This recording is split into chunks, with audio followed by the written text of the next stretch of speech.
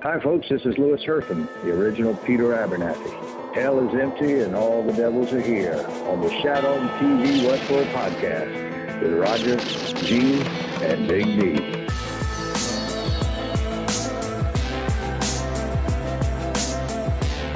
Welcome back to Shat on TV Westworld Edition, the unofficial podcast companion piece for the hit HBO series Westworld. I am one of your three co-hosts, Roger Roper, and alongside me are my two co-hosts, Big D, Dick Ebert. Good evening. And Gene Forlorn Hope Lyons. You're all I have left now, Teddy. And this is our deep dive episode where we look back on this week's episode of Westworld and provide our deep dive thoughts and analysis.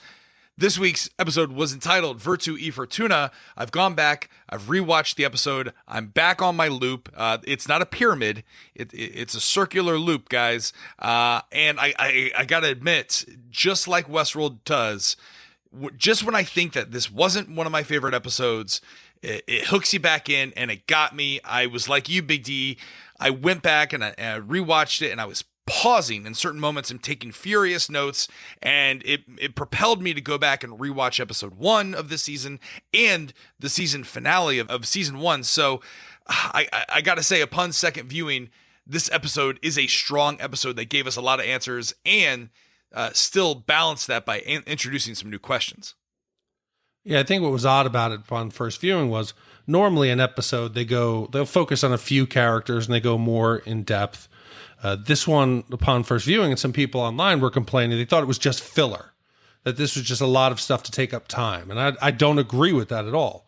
The second time I watched it, I wasn't so much focusing on trying to figure out each little individual piece. I just let it as an overall episode, kind of try to say, where is the whole plot being pushed? And they were trying to convey some philosophical ideas and start to make us question about where each of the characters are going.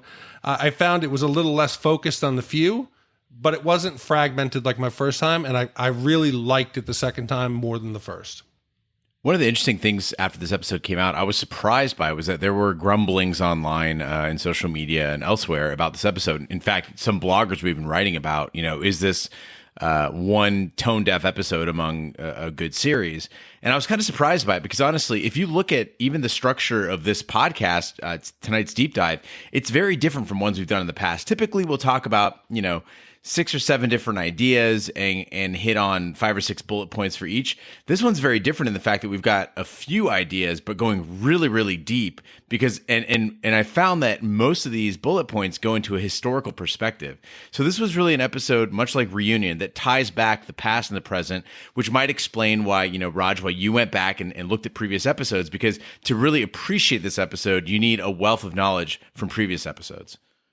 Yeah, so if you've never listened to the podcast, we do 3 episodes a week. We do an Instacast, which we launch directly after Westworld, and then we record a deep dive episode that Monday, release on Tuesday, and then we read and respond to the best listener email and voicemails from the week, and on Friday, which is what we call the Westworld Telegraph. So there's a lot of great content that we deploy here at Shat on TV, but, Gene, I gotta ask, are we evolving like hosts? I feel like our Instacasts are what last season's deep dive are, and the deep dives are a place that we've never been before. Are we getting closer to the middle of the maze? I mean, I've got to admit that when we were on break from Westworld, between Game of Thrones and Westworld, and we were just doing the movies, I was really worried that when we came back to Westworld, by the way, shatthemovies.com, if you haven't checked out our movies podcast, but I was really worried that we would lose our edge and stuff. And I think actually that time off brought us back sharper. But more importantly, the interplay with the listeners, we now have developed a relationship over several years with some of the listeners, and it's almost become a bigger team now. And so I think that a lot of times we get tipped off. Sometimes I'll be at work and I don't even want to think about Westworld. I'll be like, I just got work done. And then there'll be, something comes in from Tiago or from Jez or from Gillian. And suddenly, and now lately from Wes, like 5 times a day.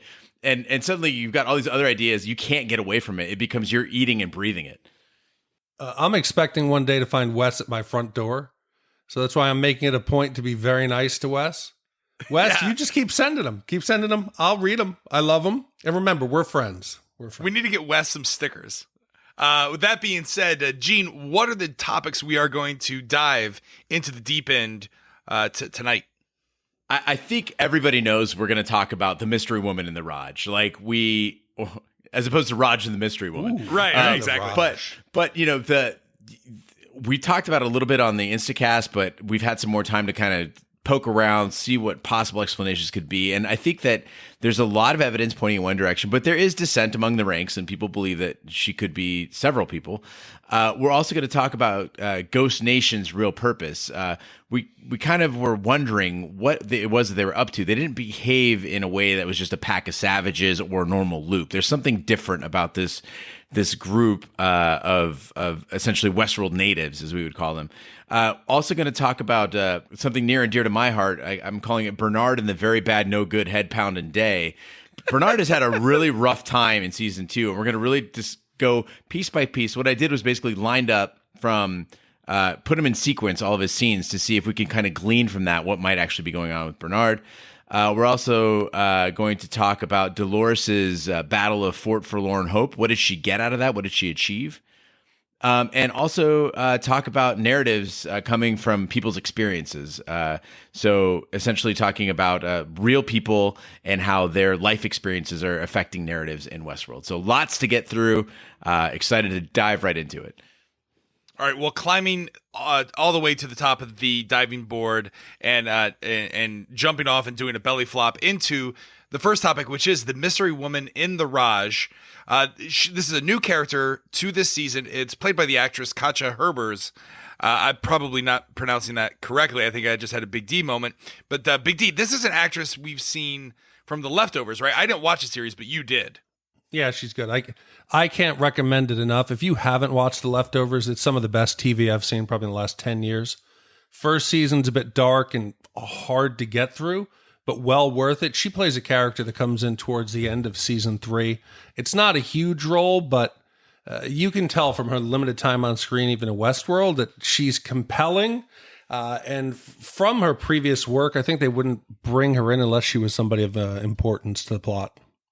Yeah, I mentioned on the Instacast that I thought the other narrative that was happening in the Raj got a little long in the tooth, and I'm gonna say here that I was wrong in that. I believe the scene in the experience that we're following in this mystery woman serves a very grand purpose. Not only does it give us a mile marker in other parks and the experiences there, but I think it also introduces some additional storyline as it relates to what potentially other characters are searching for in the park. So let's talk about the world. First of all, the Raj is colonial India. Is that right?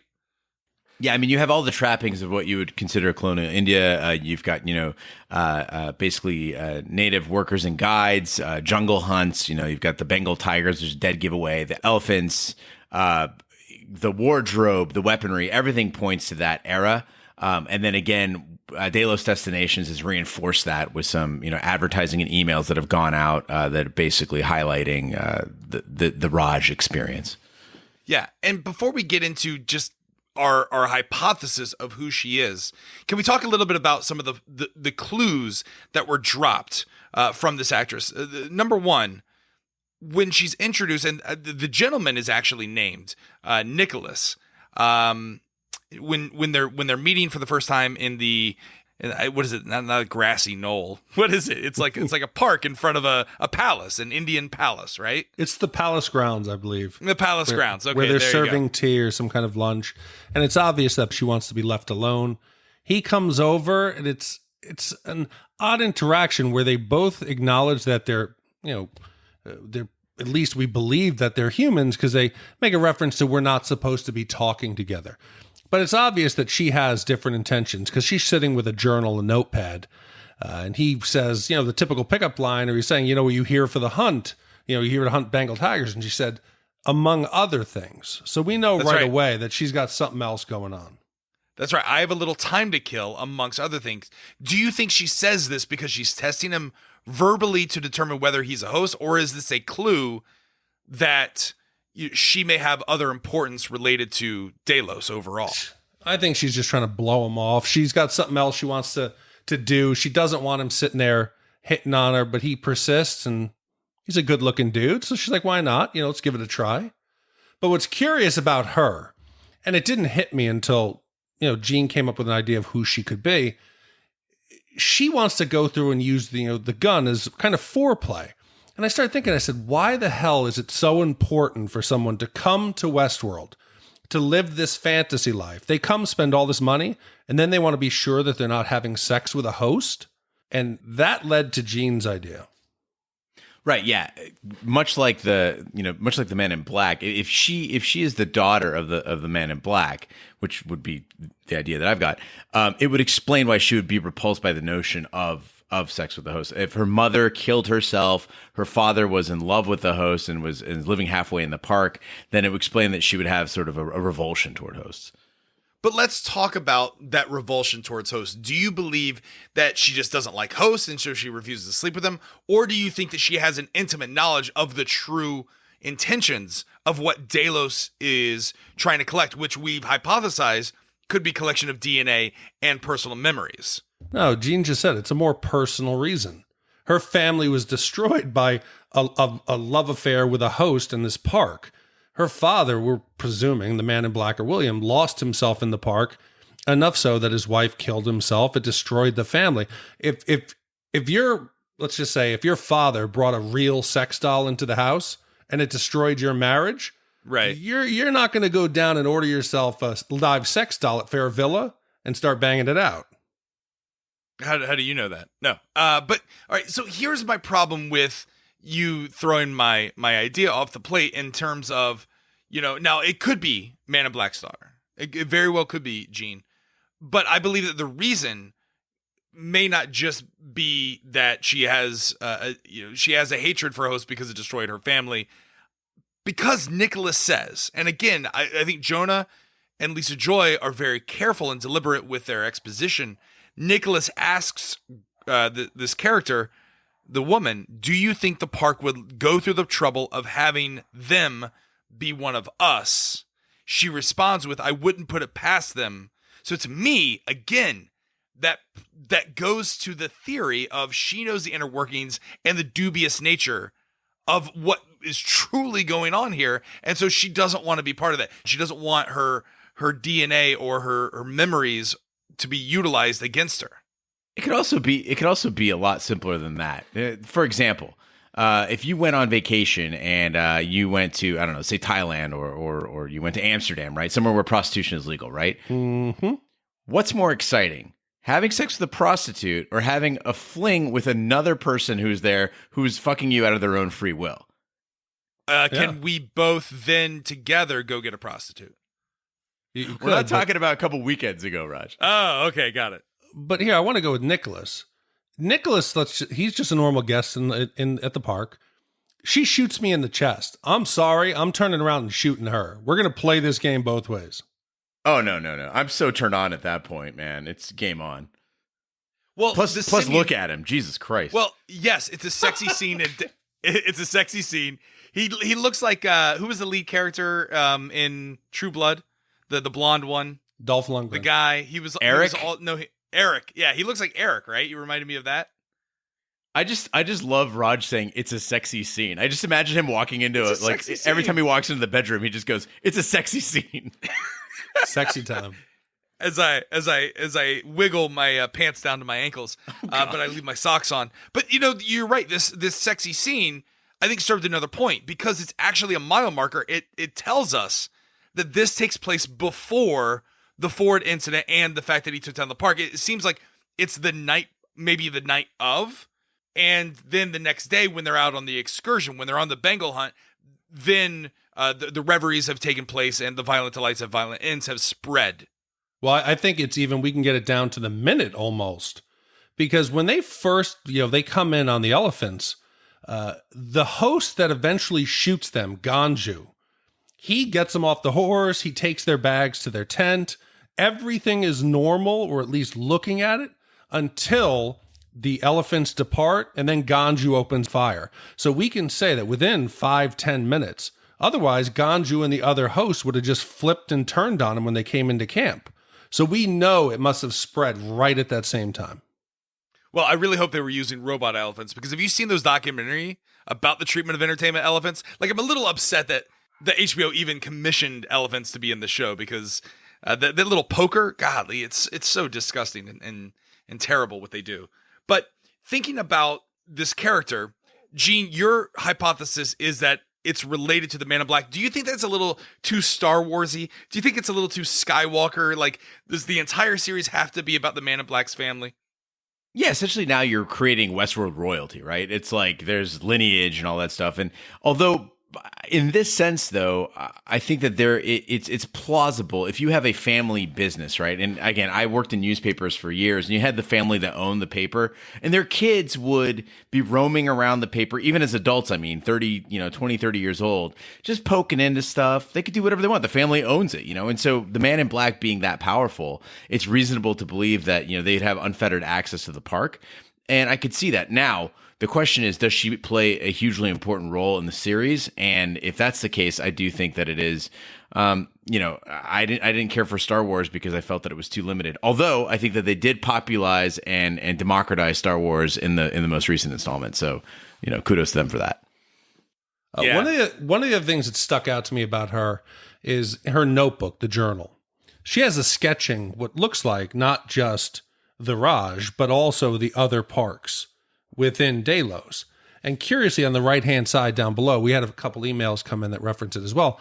There's a diagram of two interlocking symbols that look very much like the logo when Bernard pulls up the file in Peter Abernathy with the encryption code. So that it's a possibility that she could be in the park. It's not the Man in Black's daughter, but she is of another rival firm or another tech company that's in the park trying to recover Peter Abernathy. Because those two symbols, I think the coincidence that they be in both places in one episode, I think it's a little bit stretches the imagination to think it was by accident. Well, yeah, and I really like this, what you're saying, Big D, because let's say that she was from a royalty family within Westworld. You would think that she would have a very similar level of access as her father, correct? So she would know where all the escape hatches were. She would know where the elevators were. She wouldn't be sketching out and possibly trying to infiltrate another park by visiting the Raj, right? It seems as if maybe she wanted to get to the edge of the Raj and sneak into Westworld, possibly. Yeah, and you got to believe that even though the park, her character is going by Grace, this could be a fake name that she's given to get in the park, but at the cost that they charge guests, I imagine that Westworld, which we're talking about their analytics, they would know everything about their customer. It would be kind of hard to believe that you could have a board member's daughter get into the park under a fake name without somebody noticing. Because Dr. Ford said last season, we know everything about every guest, even what table Teresa had sat at with her family when she was a child. Okay, so the name Grace also pops up on DelosDestinations.com in the fictional website that the HBO has created strictly for nerds like us to go and try and get clues.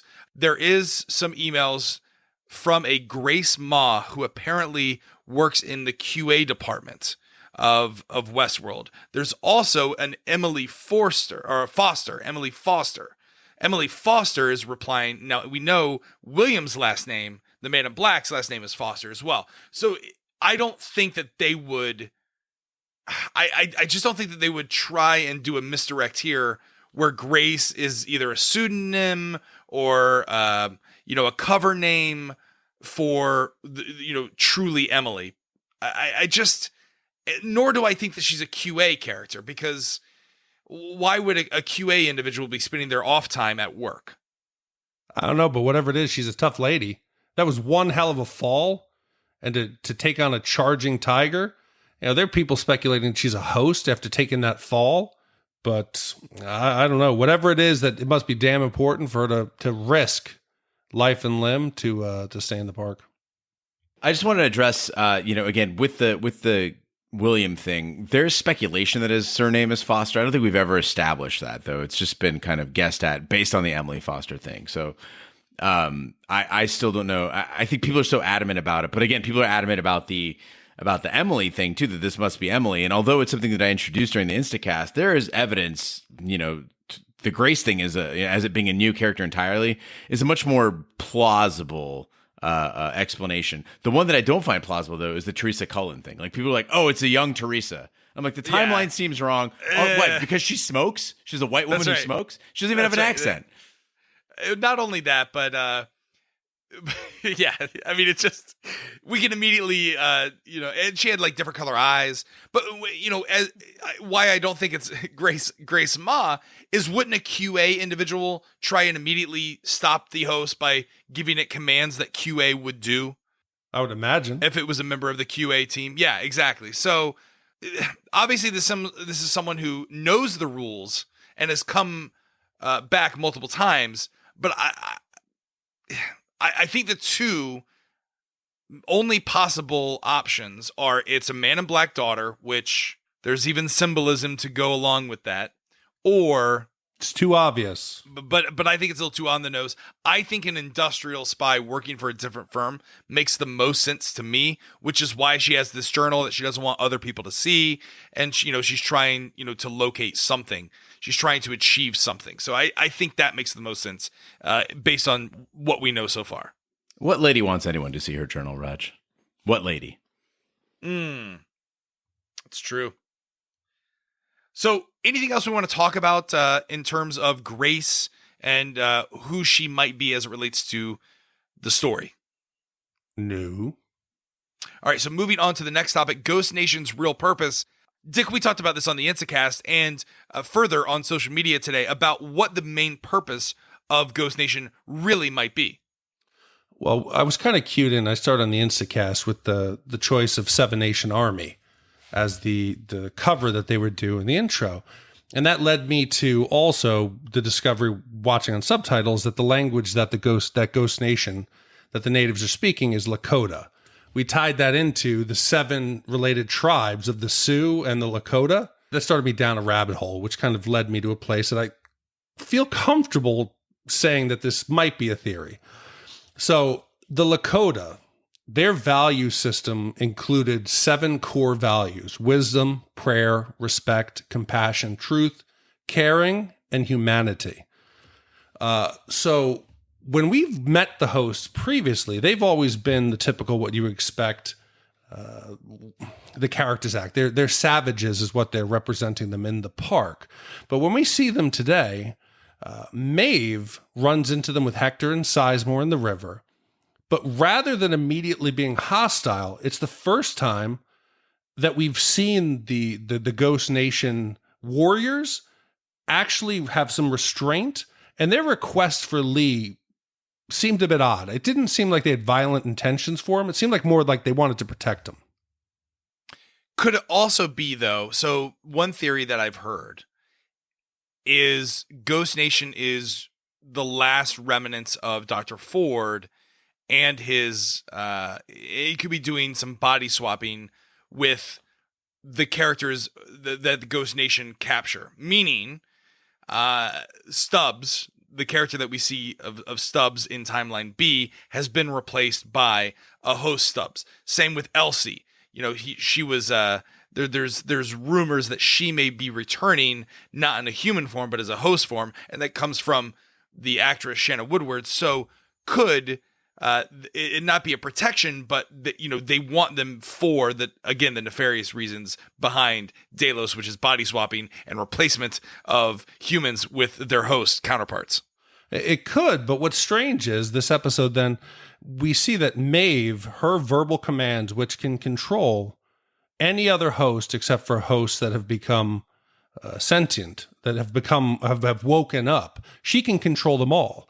So in the Instacast, I hypothesized, I said maybe it's because she's not speaking the native language, but that's not accurate, because when Stubbs is abducted, he's saying in English, freeze all motor functions. So we know at one time it worked.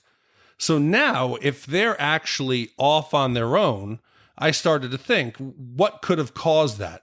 Is there a chance that they went through the same rotation that Dolores did? Because the Man in Black, when he first introduced us to the first native that we met, was Kissy. And they're talking about Ghost Nation. He said, there's wisdom in ancient cultures.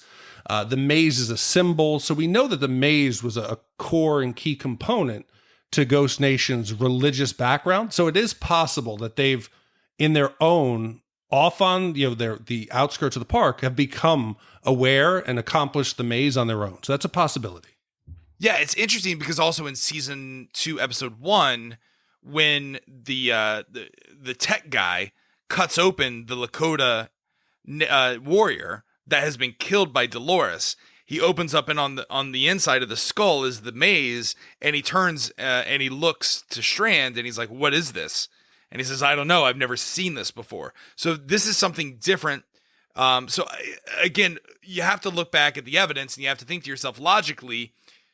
I don't think the Lakota tribe are opening up their heads and putting in that marker on their own. If they're being created, they have to come from somewhere in the park that is imprinting this, or all woke hosts, possibly their brain imprints that maze. I don't know. Something happens to them where that symbol comes up. I don't know any other way to explain that if other people don't know what that symbol means and they work for the damn company.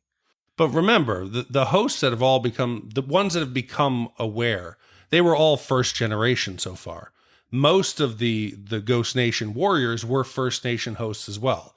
So it would make sense that a tech now working in the park isn't aware of what they were doing with the model 30 years ago or 25 years ago. He's never worked on one of these or seen one of these because the new ones don't have it.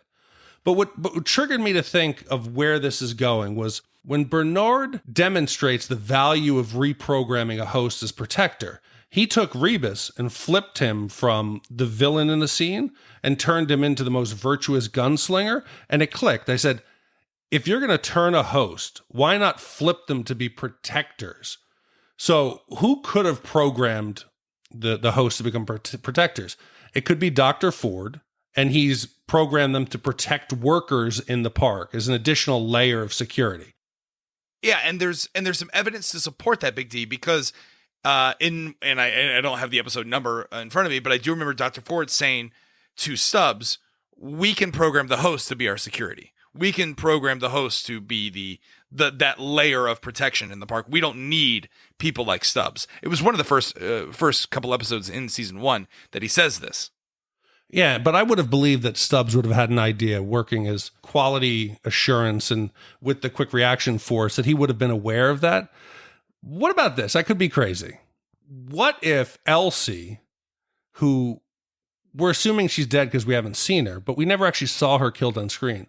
What if she has reprogrammed the ghost hosts and they're serving as protectors of humans, and she's running them from wherever that center she was in the theater, and she's off in the backgrounds now without anyone knowing, playing a key part in what's going on? So you're saying that Elsie was, last we saw her, she was nabbed by Bernard, right? Yes. And suddenly she's reprogrammed all of Ghost Nation to be protectors of the park? I'm saying when she was abducted, she had realized, she was looking at the code, and she was realizing that Arnold was interfering and Arnold was reprogramming the hosts. She called Bernard on the intercom and said, "You got to get out here. You got to get out here." We now know that there's multiple Bernards.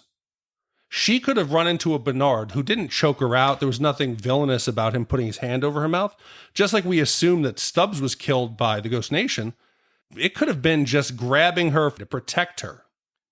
What if it's not Elsie? What if it's the multiple Bernard that's actually the Arnold that was reprogramming all this? That's actually the one creating all the Ghost Nation in his little hidden theater that Elsie stumbles upon.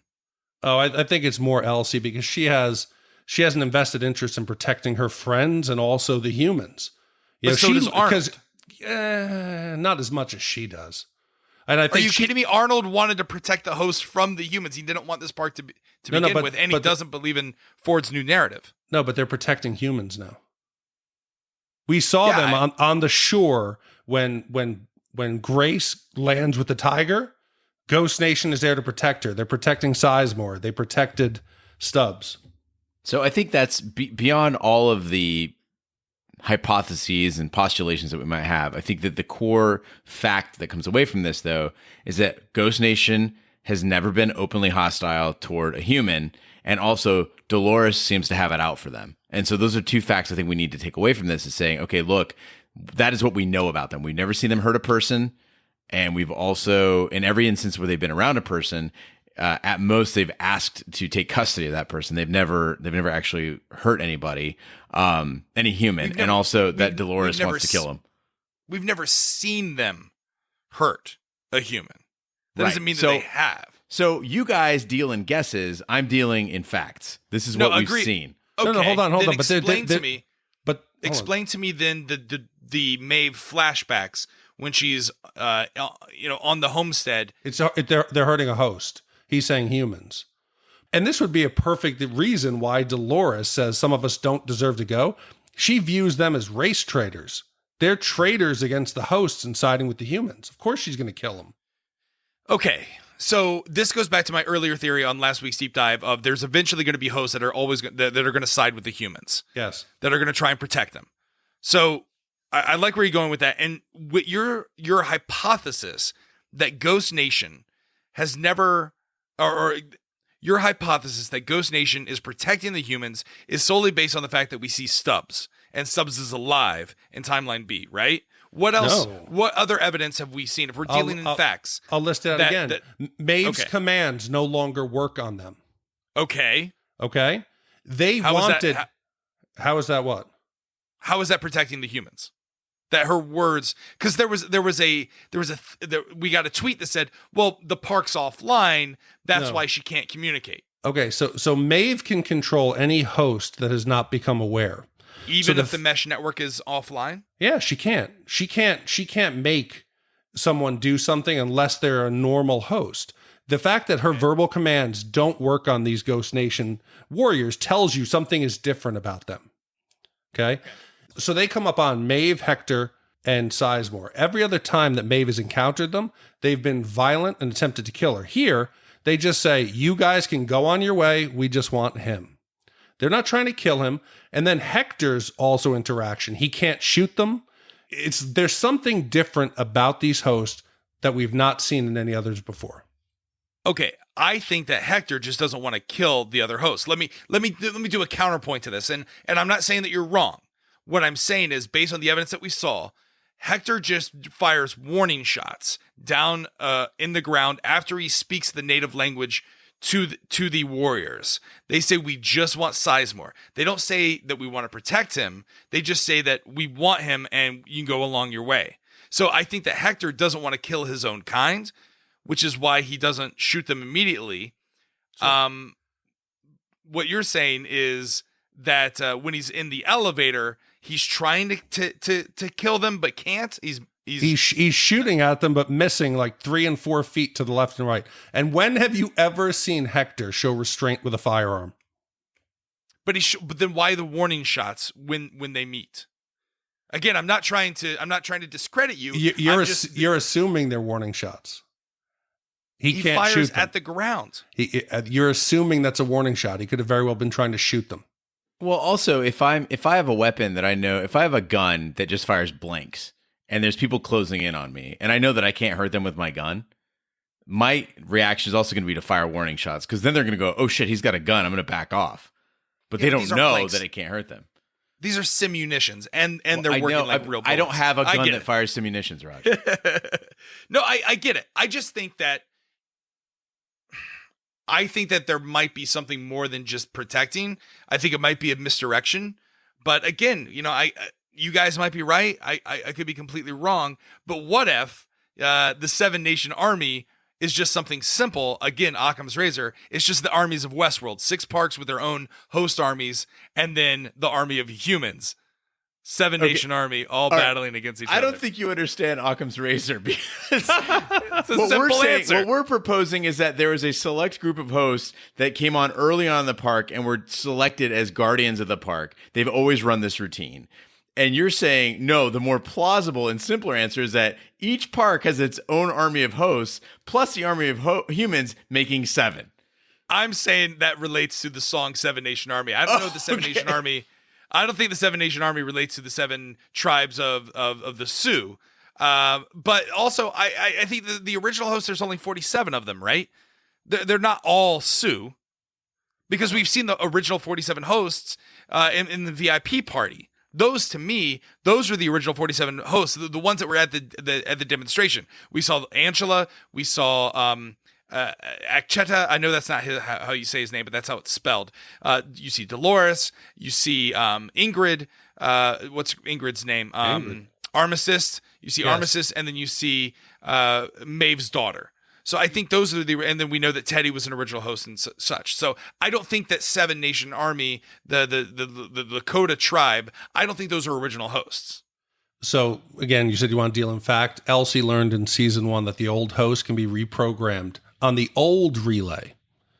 That's what she was doing, and that's the fact that they can do them. They didn't need to be the original 47, but they were the first generation that you could manipulate that way. So your assumption is that the Lakota tribe are first generation hosts, not the original 47, the first generation. They're the early hosts that can be reprogrammed that way. Reprogrammed by relay. But I thought the relay could only be reprogrammed by the original hosts. No? I mean, there's some evidence that lends credence to this idea. One is that these are hosts that don't need to demonstrate a whole lot of personality, or they don't have to really mimic human behavior much. They're stoic, they're silent, they serve a security function. And also, if you look at when the QA team lands and Carl Strand is looking for one to pick, he specifically goes for that one. He doesn't go for any of the other bodies on the shore. And there's got to be something about that make or that model that draws him to that, going, that's a reliable recording device, right? That's a reliable take. It could just be the nearest host. I'm not saying you're wrong. It wasn't. He passed by several bodies. Down the beach. Okay. All right. Listen, and then they looked down and there was another set of footprints near them because God was walking with them. That's right. That's exactly right. Well, then there was only one set of footprints, and it was because the Lakota tribe warrior was carrying me. Well, also on the beach was Bernard, which I think is the only transition that I can get to your topic, Gene, which is Bernard and the very bad, no good head pounding day. Yeah, Raj, sorry to make you make this tough transition, but it's really something I wanted to get to. I just want to take a couple minutes to talk about all the scenes that we've seen for Bernard in season 2 are mixed up all over the place. And I think that in our first deep dive and our second, we took some time to really try to pound out a timeline. And I think I've got one. If you guys see any issues with it, please let me know. But I think we can come to a consensus here just so people understand what's happened if we started right from the massacre at Escalante, so the end of season 1, and picking up in season 2. So I think the first thing we see with Bernard time-wise, not necessarily scene-wise, is he's with Charlotte. The massacre is breaking out in Escalante. They're in a barn. There's a stable boy that the humans want to take out. Bernard goes to protect the stable boy, who is a host, and he gets tossed to the ground and realizes that his ear is leaking. Are we on the same page? That's where he starts out this season? Okay, so what you're doing here is we're piecing together the time periods of the Bernard and reshuffling them to a more linear format to really get the true timeline of Bernard's narrative. Bingo. And I think in doing so, we're going to find out where the gaps are. Yeah, so I believe this is the first this is the earliest point that we've seen, as long as we're not also saying that Bernard is Arnold. Right. Oh, Jesus. Okay, all right. Just making sure. I want to understand the rules. Okay, all right. So just Bernard, season 2, putting his timeline in a linear format. Yes, he's with Charlotte. Massacre breaks out in Escalante. Sticks up for his. We also see him like he. This is just after the Ford incident, where he's with a group of survivors. That's what this the massacre in Escalante. Got it. Oh, I'm sorry. Is that what we're calling it? So he's it was a massacre and it occurred in Escalante. I mean, it's not as good as like the splendors of India. I was going to say I call it the splendors of Escalante. So now we don't know. We presume his ear is leaking from falling to the ground. It could be from a previously being shot in the head or shooting himself in the head and then having Felix work on him. Yeah. No, well, if following your timeline, this is immediately after, Dolores shoots Dr. Ford. He was perfectly functional at that banquet. He was dressed up. Nobody was questioning. There was no leakage. When he tries to interfere with the stable boy, they're beating him with shovels. It looks like he takes a shovel to the side of the head. So that's got to be the origin of the leak. Well, that, and also to Gene's point, Felix says to Maeve, this is just a patchwork job. This is a field dressing. You have to think that these type of advanced robots, they have to go in that process where they're repaired on a frequent basis. They can't just take a little bit of, the suturing and then be okay, especially a direct temple shot to the brain. So I do believe that he's more susceptible to being easily damaged just from like a fall like we see in the stable. Right. So from the stable, Bernard and Charlotte and some of the humans, they get out of there, and they think they're being saved. They're running across the park, and they find a vehicle with what looks like to be some Daedalus workers on it. It's an ambush. The humans that Bernard is with get shot, but Bernard pulls Charlotte aside, and they escape. Now, one of those humans, one of the guys, is allowed to escape to Sector 16, where he's tracked down and later killed by Dolores and her crew, right? We in agreement there? That's the next scene? Yeah, we're talking about the guy in the tuxedo that, the lone survivor of the group. He's eventually killed by Dolores, yes. Yeah. So Bernard takes Charlotte, and Charlotte knows of a bunker where she moves some stuff around, finds the handle, pulls it up. One of the many Delos Westworld elevators pops up, and Charlotte takes him to a bunker that he seems to not know about. She explains that the handles there have DNA sniffers that are needed to protect him from the drone host, right? That it will. Well, she doesn't say this. It says a DNA sniffer, but a DNA sniffer, what it is basically says, here's your DNA profile. The security measures in this area will detect you as non-hostile, so you can move around, unimpeded. There are people who speculate that she actually needed Bernard to get in. That actually, she was saying it's a DNA sniffer, but really he's the one who has the ability to open that door. I like that, but no, I guess I really like that, especially if the DNA was taken by Arnold to then create Bernard, right? You would imagine that these advanced hosts have some sort of DNA recognition, but then why wouldn't they attack? He was on the permission list. Bernard's list. DNA would open the door. Okay, all right. And then Charlotte being there gets scanned in, right? It's the other way around. So anyway, it's just an idea. It's just an idea. They go inside the bunker, and Charlotte gives Bernard wide berth, plenty of space to patch into this dormant host. And she also tells him very clearly that, they're doing recordings, they're doing DNA sequencing. This is what Delos is up to, right? Bernard says he's going to patch in to find Abernathy, but while he's doing that, he also scans himself, and he discovers the critical failure. He counters that by injecting sort of a cerebral fluid from the host that's on the gurney into his own head, right? We're on the same page there? Yeah. Yep, and also the other key fact is Charlotte then tries to contact her outside resource, and she notifies Bernard that there's no rescue coming until they find Abernathy. Correct. Bingo, yes. Yep. And again, we also see that logo for the first time. The logo that Grace is sketching in her notebook. I don't think they show it there. They show show it there. They show when he logs into Abernathy. No, I think it's also on the console that Charlotte accesses. There's a screenshot we'll post. I'm pretty sure. I think Raj is right on that. Yeah, okay. That's true.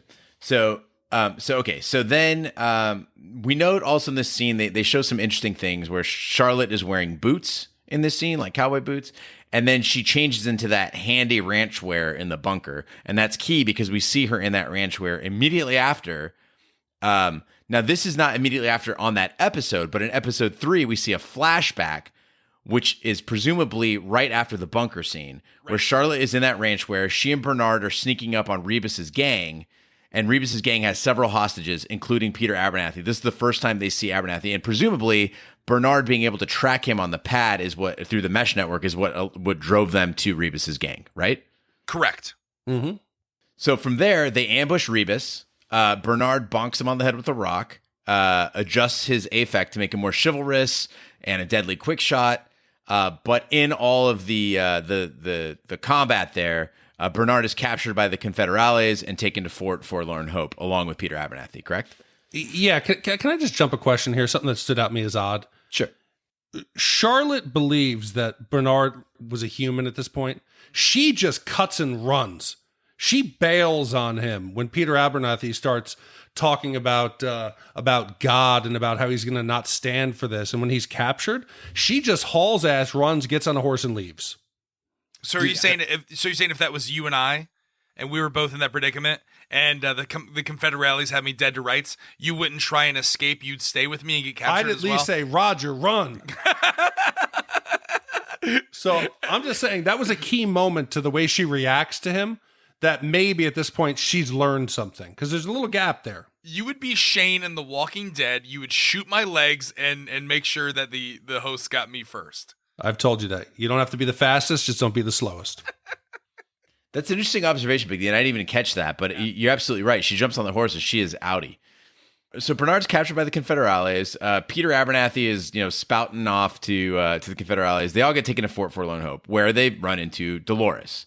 Now, there's been some speculation that Bernard is the weapon that Dolores is looking for. I think that this kind of crushes that theory right there, in the fact that she sees him and, put him in prison. I don't really care. She's much more concerned with Peter Abernathy than with Bernard. Yep. Now, in this scene, Dolores, when she does get into the infirmary with Bernard, she says to him, "It's been some time since we talked, just you and I." Big D, what's the significance of that? Well, because at the end of season 1, in episode 10, we're led to believe that she's down in that bunker having a conversation with Dr. Ford, and who she thinks is Arnold, but it turns out to be Bernard, because later on, Dr. Ford and them shake hands in the church. She was having a conversation with him, so maybe that really wasn't... It just seemed odd. It was so clear that she said, "It's been a long time since you and I have been alone." And was that all the way back in the beginning of season 1? It just seemed something that was odd. No, I took it as she recognizes him as Arnold, which is why she says that. And then she says, you don't know who you're based on, do you? I wonder if there's anything left of him in you. You don't even know. He replies with, "I'm just like you. I'm a character. I was given a narrative and a backstory." So whether or not he truly believes that he was, based on a human, we've talked about the AI theory and whether or not Arnold even truly existed, because there's a confluence of Ford and Arnold voices that the hosts are hearing in their heads, especially the ones that are going through the maze. So you wonder whether or not Arnold really ever truly existed in a human form, and whether or not Bernard just is telling her, "No, you're wrong. You may have seen me and you may have heard me, but I was not truly a human." So I don't know. I mean, there's some, we could go both ways still on that theory. And note that one thing I left out of this entire timeline is the first time that we see Dolores and Bernard or Arnold in this season is when they're in the bunker, they're talking to each other. It's when she's told by Bernard or Arnold, "Sometimes you frighten me, Dolores." That could be anywhere in this timeline, or it could be Arnold at the beginning, so we really don't know where that is. So I didn't include it in here because I think that one's up for debate. It says Arnold in the subtitles. So to me, that was Arnold, not Bernard. So I think we're still good in this narrative, in this linear format that you've placed out here. Cool. Okay, so now Bernard is Dolores' prisoner. She has him help Peter Abernathy as best he can. So he's going into Peter's brain, for lack of better words, and he discovers a bunch of different builds in there, and one of them is an encrypted file that is masked as a character build, and he tries to unlock it, and as he's zipping through it, and at the same time Peter Abernathy is flipping from character to character, you see, expertly by the way, you see a flash on the screen, one-time use key. Yeah, and I want to address something here. There's been a lot of speculation that we got some tweets today, and online people are saying that they believe at this point Bernard transfers that secret file into himself, but it's impossible. Bernard makes a point to say when he's reprogramming Rebus that the network is down, and that's why he needs to directly connect into the ARM port of Rebus to reprogram him. He's plugged into Peter Abernathy. For them to transfer the file, Bernard would have also needed to connect in so they could transfer the file from Peter Abernathy into him. it's not enough to transfer it into the tablet because there's not the storage to do it. So there's no way that he could have transferred the file of that size, and then they're interrupted by QA. So no, there's no way that Bernard has that giant file in his head now. Well, let me ask you this. Was he even able to access the file? No, but theoretically, I could move an encrypted file. I just can't decode it. But a file of that size, there was no way. They both would have needed to be hooked in. There's no wireless connection between the host. He would have needed to hook himself into the Peter Abernathy host and do a direct file transfer that way. Yes. And trust me, you don't want to know where that port is. Oh, no. Hey. So banana. So as Big D banana for scale, as Big D mentioned, Bernard's efforts were interrupted by the QA agents that come in. They kidnap Abernathy, and they leave Bernard behind. Bernard comes out of the prison, and he's attempting to leave. He's crawling on the ground, and then Clementine comes out and knocks him out. Right? Yes. Yep. And he's clearly at this point he's leaking brain juice really bad because he's starting to lose motor function. And earlier in the scene when he's with Peter, we see his hand noticeably twitching, progressively worse. So he's in bad shape at this point when we see him knocked out. Which is, I think, people that also wrote in saying that now he's Peter Abernathy because he's glitching out. I think it's the result of his injuries that he's doing that, not because he just transferred that large file into himself. That's what I think consensus we're saying here. Yeah, if I'm Bernard at this point, I'm wearing a helmet around Westworld for the rest of my days. Like, this guy's getting head wounds like crazy. Who was the first baseman that wore the helmets all the time? Oh, John Olerud. He's John Olerud. He's gonna wear like one of those kids' safety bike helmets. That's right. But Clementine whacks him, but those glasses are tough. She doesn't break his glasses. Now this is where a huge gap appears, and this is where I think the focus needs to be in trying to solve this mystery. Right, because collectively, all of what we just went through, we're labeling that timeline A, correct? I think you're labeling that timeline A, but I'm on board. I'm on board. But I think universally by blogs and podcasts. Hold on. Time out. Do you realize what you do? Do you realize the insanity? You said, no, that's not us. But universally, and everyone's doing it. No, it's a universe of Roger Roper. It's a universe of one. If you're doing research online, it's universally accepted by most blogs that this is timeline A, and then timeline B is 12 days later. For the sake of a common shared vernacular, we'll call that timeline A, okay? Or time frame A. Okay, now we've got this gap. We don't see Bernard again for presumably somewhere in the span of 10 days to 12 days, right? Yes. The next time we see him, he's waking up on the beach with the QA team. He's got the champagne glass next to him. He's in a different set of clothing. His eyeglasses are there. The water's washing up. At this point is when he sees the host being executed on the beach. That's when Rebus, now having been changed earlier, comes out and he says, "Shoot a woman over my dead body," and then gets shot. Yeah. And again, Bernard is not scanned by QA. We see that he is listed on the high priority cards, and this is where we meet Carl Strand and his team. Yep, and we also note that there is a scanner on site because they're scanning the host with Rebus. So they could have scanned him if wanted. And some people have pointed out that why do they even need the scanners? Because if it was, you could just use host weapons and the simunitions wouldn't shoot a human. Couple points on that. One is that the park is basically offline at this point, so I wouldn't count on the simunitions. Two, that's a really scary way to find out. Like, just going around shooting everybody with simunitions and seeing which ones die is maybe not the best idea. Yeah, board members and employees, you don't want to get that wrong. Yeah, but they've got we're talking about the scanner, right? The little red thing on the neck. Yeah, but some people are saying instead of using the scanner, why don't they just shoot everybody with host guns and see who dies? Do like the Raj test when you're having sex, to start shooting each other and see who's human and who's host. What are we shooting them with? I think it's no simunitions. I'm not firing blanks, if you know what I'm saying. Oh boy! All right, so banana for scale. So the QA team and Arnold now cruise over to Escalante, where he's shown remnants of the massacre. He's shown Ford's dead body, and Strand asks him if any of this jogs his memory. Yep, you're right. Okay, so now Escalante, this is several days later. This would explain the body decomposition, Big D. But according to your research on body decomposition, it doesn't seem like that many days have passed. No, because at that point, according to all of the science I'd done by watching CSI and doing a couple Google searches, said at 14 days later there would have been bloating and actually deflation of the bodies. But again, it's TV, so it could be in that time frame of 12 to 14 days. Yeah, I also sorry. Yeah. I was going to say, we're shown that 11 days have passed, or we're shown the We're time not shown, frame. but they just mention it. They just say it's been 11 days since we lost communication. Okay, well, that's what I mean. It would be weird for them to say that and then it not be. But Why? They're trying to trick Bernard. If you're trying to bait him to get information, you would feed him false information. It could have actually only been 2 days, but you tell Bernard it's been 11 days, and maybe he divulges something. Yeah, but what about the maggots? Again, if you followed my breakdown, maggots would appear within the first 4 days.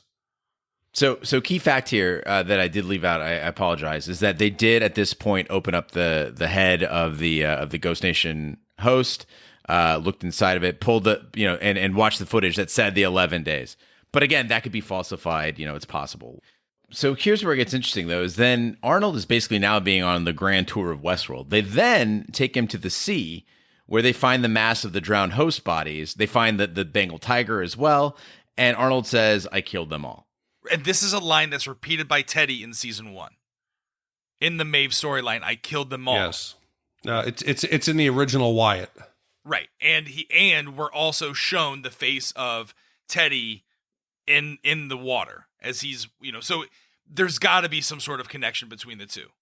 Yeah, I mean, it's reasonable to believe. And then we go after that. They proceed to a train tunnel, which we notice leads to cold storage, and you can tell because of that Delos globe. Unless they had those globes all over the place, that's the same globe actually you see in the background of the scene with William and Dolores that we saw in episode 2 in Reunion, where William is alone with Dolores. She is naked, and that globe is in the background again. So we see that this is original to original Westworld or original Delos. So anyway, in that tunnel, when they get to the facility, they run into Charlotte there. She seems to be impatient. She's asking if they've swept the park.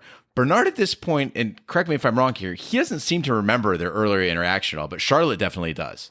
Yeah, she seems to recognize it. He's a little perplexed, and she sees that he's confused, and she said, have you seen Peter Abernathy? He seems to keep slipping away from us.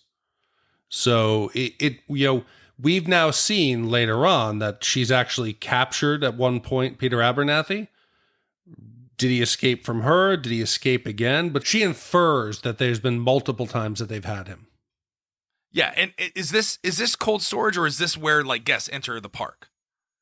Where guests entered the park in the old days is now where cold storage is. Oh, I see what you're saying. Yeah, but you're right. The more curious line is Charlotte says to him, she says, wow, you survived. I didn't see it in you. Something to that effect. Right. Yeah, guess what? You fucking left me. You just got on the horse and rode away. If she believed I was a human, she better show more caring for me. Like, holy shit, sorry, dude. I just had to get on the horse and go.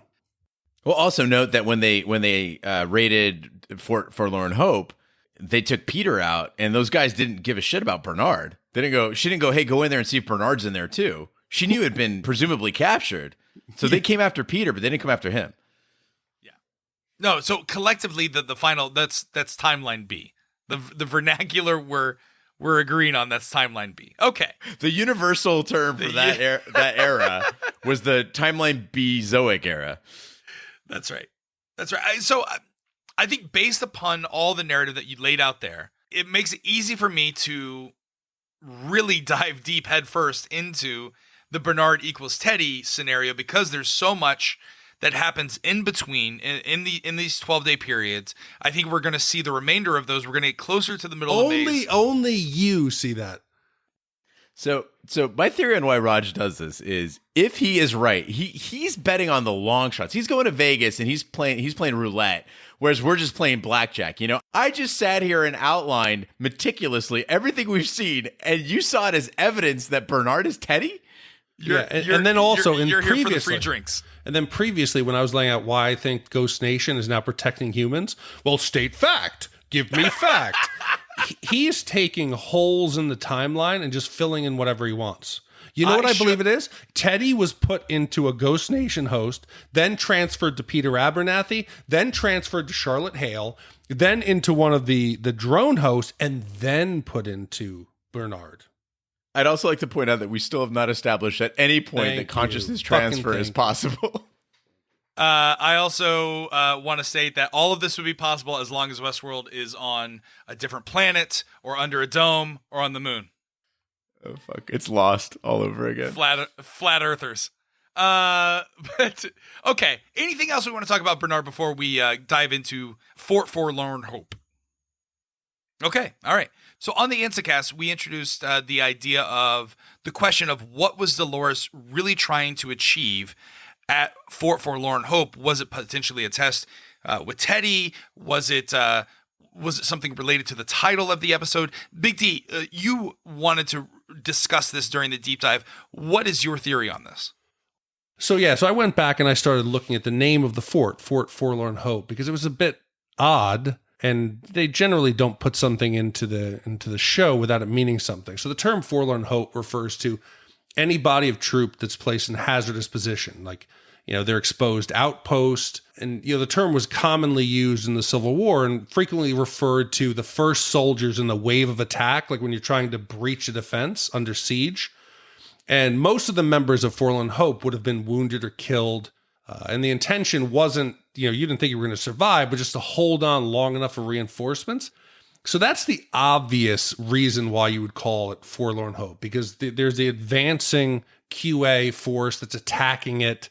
But the interesting thing came when I looked at the origin of the word and I got real meta here, so I normally don't do this, so forgive me, that the term actually Forlorn Hope originated with the Dutch Verloren Hoop, which literally means lost heap. And it was incorrectly translated because the word hope sounded close to hoop. But it got me thinking, were we referencing by the title not the advancing QA force, but the heap of bodies that are left at the front gate? Because Dolores seems pleased with the outcome, other than her father being abducted. And she even says that doesn't matter. What was her objective here? It wasn't to kill all of the QA. It wasn't to build her army and to grow, because she unnecessarily kills a whole bunch of allies with fratricide, shooting them through the gate. She's intent on creating that pile at the gate. And was that the name of the actual fort that led into that? Was the lost heap? Why would she do that? How does that benefit her? All right, so what you're suggesting is this is potentially part of Wyatt's narrative, that this is pre-programmed, this is how she knew how to do this, and this is why they named the fort after it? I'm saying it may have been part of the narrative, but how does it benefit Dolores? Well, it's just like have you guys seen Infinity War? No. Spoiler alert. Spoiler alert. There's a scene by which the Black Panther does something similar to this, and it's to funnel, right? Big D, you're a military expert here. You want to funnel in your enemy to be able to attack them at a much higher, more advanced position, which is what she does. Right. No, but she baits them in. What QA should have done, which a lot of people have written in and tweeted as, why didn't they surround the fort? Why didn't they do it on all sides? Why did they allow themselves to be put into this death funnel? But you're missing, she shot friendly forces. You do try to funnel your enemy to where you can kill them. Because it's bait. It was bait. She was baiting them, and she put the Confederados, the enemy host that the QA team is attacking, she put them in one singular place that would attract the army team to advance upon. Once they got close enough, that's when she told Angela, now fire on the explosive so we can kill all the QA at once. Right, but so, you could have. They were already attacking. They were assaulting the post. Once you've started the combat, you could have easily had the Confederados retreat with the horde into the safety of the fort. You wouldn't have had them out there in the first place. When you hold a stronghold, you would stay in there. That's the whole point. It would have taken 3-to-1 ratio to overtake that fort. By shooting them in front of the gate, you've sacrificed numbers. If she's trying to build an army, she wouldn't sacrifice them to fratricide. Her intention was to kill them there for some other reason. And what I was saying with the title is that heap of bodies lost. She wants those bodies. She told. Of course.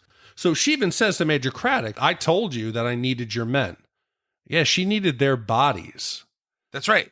She needed them to continue the advancement of, let's say that she didn't lock the doors. Let's say the Confederators were able to come through the gates and then they shut the door. Right. Now, what happens to the QA team? They stop their advance, they surround the fort, and they go on with another plan. The QA still assaults the front. That was their intention. What do you do? What's the major plan of action on a what's the military term on a siege? Hold on. First of all, there's no military tactics used. There was no advance and cover. There was no fire and move. The QA is a joke to begin with. The QA just lined up and had no problem just walking towards the front. That's not how you would have done it. The fort was surrounded by elevated terrain. You would have had your guys go up and shoot down over the fort walls. You could have decimated them without losing a single member of QA. Did they lose a member of QA prior to the explosion? We don't know. They didn't really focus on it. So I think that was indicative of the hubris here, is they know that they're under no real threat. Like, it wasn't even established, I don't think, in the entire battle, and I might be wrong here, but I don't think in the entire battle that any of the Confederados scored an actual hit with a rifle. So then how does it benefit shooting the Confederados through the door?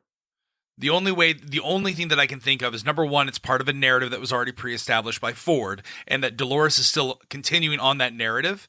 And based upon what you're laying out here, the clues would tell us that the heaps of body, the fort, forlorn, why she goes there in the first place, and she utilizes the army to funnel in and kill them all at once. Or it could just be that HBO wanted an action scene and they wrote this into the plot. I don't know. No, it's Dolores she's learning that you can either try to build consensus and convince all these people to follow you, or it's much easier to just shoot them, reactivate them as loyal, and now you got them. Yes.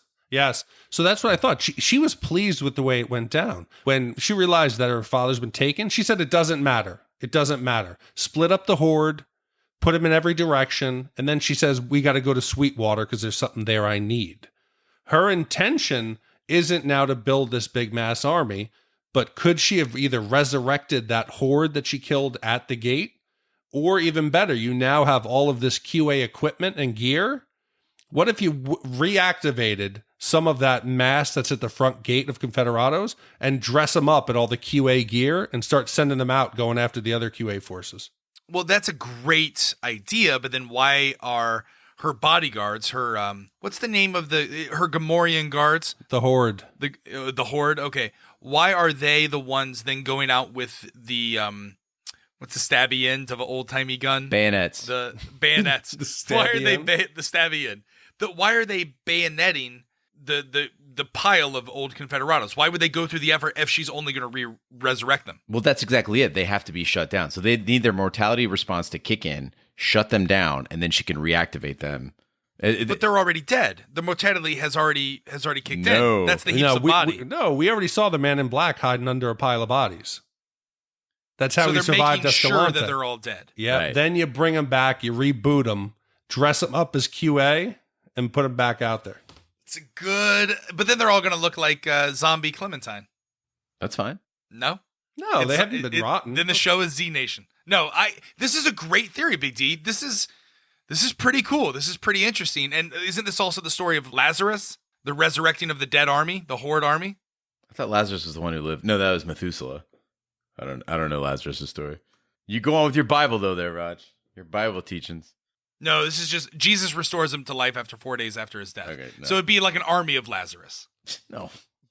But listen, I'm honestly questioning how qualified this QA force is. I think it's less Black Ops, Blackwater, military guys, and more like the mall cop version, or the Disney security guards, because they're clueless. No, we hear somewhere, and I don't remember what episode it is, but this is supposedly a highly trained strike force. I think they're just doing this to make the show exciting. No, okay, think about it again. Put yourself in these guys' position. You've got automatic weapons, you've got buggies, you've got body armor, and you're going up against a bunch of hosts with, primitive rifles who may not even be able to hurt you. I think the point was that they were just going in. It was supposed to be a cakewalk. It was supposed to be a really easy mission. Are you high? They just came out of the command center. The hive. There's bodies left and right. There's floors on fire. You've seen corpses. You know that these hosts are fully capable. There is no way you're taking this lightly. They're just not that skilled. Charlotte took the most skilled 4 or 5 of them, and they didn't even last 20 minutes. Yeah. No, agreed. But this points back to what we were talking about offline is who's the true villain of this story. I believe that it's Wyatt, that it's Dolores. I believe that Dolores is still under the thumb of Ford's narrative when he reintroduces his story to the group at the end, and he says, I'm going to compose a new story, and it's going to be the birth of a new people, and it's all going to be because of this one person now who will kill because by choice, but it's not really her choice, it's his choice that he's programmed into her, and all of this is still part of the original narrative, and she's playing the villain in this story. Possibly. All right, but talking about narratives, Big D, you had written down as our final bucket for our deep dive that narratives in the park could be coming from personal experiences. Well, it was just one of those moments that people complained seemed like filler when Lee is having the conversation with Hector and Maeve about love and Hector's origin story about his love for Isabel, and he reveals, or that Maeve gets it out of him, that Isabel is based on a love that Sizemore had lost, and that Hector represents the man that he wishes he could be. So let's assume that most of the narratives within the park are based on some personal experiences. We write and we create from what we know. So it got me thinking, Bernard, could his narrative be based on somewhat of Dr. Ford, the creator? Could his cornerstone in the narrative be based on Dr. Ford's personal loss, and that maybe Charlie was his child? And by putting that into Bernard, he's revealing a bit of himself. The only problem I have with that, though, is no, I don't have any fucking problem with that. Here, I'll make it more palatable for you, Raj. Let's go biblical on this, okay? So essentially, the reason why the Bible is told in stories is that for people to understand concepts that were really revolutionary at their time, you had to write them into parables, essentially, right? Or tales that would illustrate the point. And I think stories are so critical to Westworld that in essence, the way things are explained to hosts or the way that hosts are programmed, and again, this would go back to explain why Ford would tell Bernard, instead of saying, you wipe your glasses like this, you say, this is how Arnold would have done it. You are based on this person. This is your background, and it goes to all of them. We've never seen their initial programming to begin with. Maybe the way that cornerstones are instilled and the way that a host is built, there has to be a seed of something real at that core, and it has to be told in a story form. Again, these are all, I have no evidence to point to this other than the fact that we've never seen what it's like, and it makes sense that if you're trying to explain to a child, to a learning machine, what it is, you have to give it a story. The pain that you experience is the true path to becoming human, to consciousness. You have to experience pain to truly understand life. But what Big D, what you're saying is, may not be Arnold's backstory. It's actually Ford's backstory inputted into Arnold, or the character of Arnold or Bernard. Yeah, it would make sense. Why else would they have Lee? It was an awkward conversation. Right. It really doesn't serve much other than, like people said, it's filler. Unless you wanted to get people start thinking, what other narratives have we seen that are based on actual occurrences in people's lives? I think that's an interesting theory, Big D. And, you could also apply this to our life and who are the people that have written our stories and our experiences. I want to know who's writing your stories. That little man inside your head. I see a black man with glasses. That's what I see. I see him. He's a very handsome black man. He's got a little balding head. Anyway. Anything else we want to talk about before we shut down and get ready for the Westworld Telegraph? By the way, if there's anything we talked about tonight that you agree with and you want to add more context to it, or you completely disagree with it and you want to tell us why, or you want to introduce completely something different, the more tinfoil-y, the better. You can join the conversation here. Email us, hosts@shatontv.com, or send in a voicemail at 914-719-SHAT. We do a fan email read and response episode that we release on Friday called the Westworld Telegraph. But even if your email isn't fully read or read at all, everything that we receive gets pushed to our website, shatontv.com, where you can see all in their entirety, raw, unedited versions, and join the conversation on the message boards. Gene, we're getting a lot of activity, especially compared to last season. Oh, absolutely. The volume has been crazy. I have dug through, I think I read through 20 or 30 today alone, and that's before the deep dive even came out, and it really hits us hard in the next couple of days. So we love reading them. So many great ideas, repeat writers, new writers. So we love hearing those, and the voicemails, we get a real big kick out of those. So it means the world to us. Keep them coming in. Yeah, and please, if there's any emails that you don't want us to post, just put it in the subject line. Don't post. Keep it private. So that we don't release something you didn't want out there online, please just let us know. Yeah, I like to think of our website as Reddit without the snarkitude. No one's coming along with me on that one. All right, I can't dignify the term snarkitude. That concludes this week's episode of Shat on TV Westworld Edition. Be sure to follow us on social media and share with a friend. We're very engaging on Twitter. Just follow the handle Shat on TV. Gene, you're still doing our Snapchat for Shat on TV, correct? I am. I've actually gotten several handy ones from Lee. Wow. Shut up. Yeah, I've heard about your Snapchat history there, so getting some handy ones. No, I have gotten a lot of help from Mac, from Chris, from Luke, and just people messaging in, Kimberly as well, and Jen, all snapping in and just giving me little pointers, emails that they've received from Delos, things that they've observed. So thanks. Keep those ideas coming in, guys. We really appreciate them, and I love the back and forth on Snapchat. That is completely PG. Yeah. You can also search for us on Facebook. Just search for Shat on TV Podcast. Our website, once again, is shatontv.com. Our email, hosts@shatontv.com. We're everywhere fine podcasts can be found, including iTunes, SoundCloud, Spotify, and iHeartRadio, Google Play, Stitcher, and YouTube. Be sure to subscribe, and if you stop by any of those, be sure to leave a 5-star review. That does truly, really help the podcast grow. We do this independently. We don't do it for any money. We don't ask for money. Although if you want to donate money, you certainly can. It's not required, though. We don't hide anything behind pay-to-pay walls. If you're an Amazon shopper, you can try our Amazon link on our website at shatontv.com, and Amazon will share pennies of your portion to the podcast. But the real way is to support all of the things that we do here, all the content, as well as our sister podcast, shatthemovies.com. All the information is over there, and you can subscribe to the podcast at all your podcatchers. On behalf of my co-host, Big D, Dick Ebert, and Gene Fort Forlorn Lions, I'm Roger Roper. Be sure to join us on Friday for our Westworld Telegraph. Thank you so much for listening. Take care, good night, and we'll see you next time down here in the Raj.